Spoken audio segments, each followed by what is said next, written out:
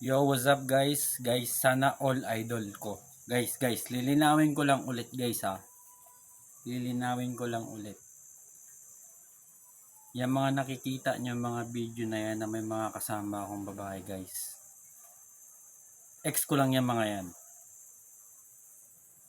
Ang totoo nyan guys, talagang sobrang namimiss ko lang yung mga clothing ko talaga. Kasi napakadami talagang naiwan dun sa kanila guys. Tignan nyo naman yung clothing ko ngayon, nagtitiis na lang ako sa manipis o wala pang tiketa.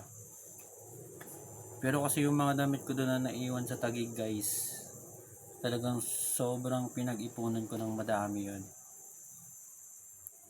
Siguro pati yung mga shoes, no, napakaganda kaya nun. Pero hindi nyo kasi yan yun na yan. Basta ang importante guys, yung mga post ko, huwag nyo na lang muna papansinin yung mga may mga kasama akong babae.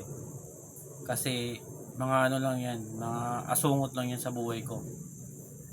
Yung mga kasama ko dyan guys, di ko nila lahat. Tsaka guys, paalala ko lang ulit guys, huwag nyong papansinin yung mga iniba kong post.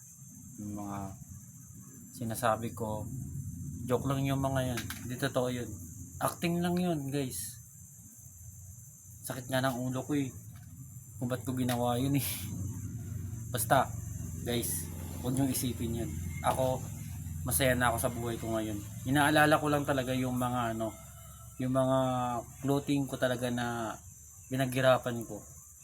Kasi ang gaganda talaga ng mga clothing na yun. Bali, sige na, ibigay ko sa kanya lahat yun. Total, kaya ko naman bawiin Babalik din sa akin yun. Bye bye. Ingat guys.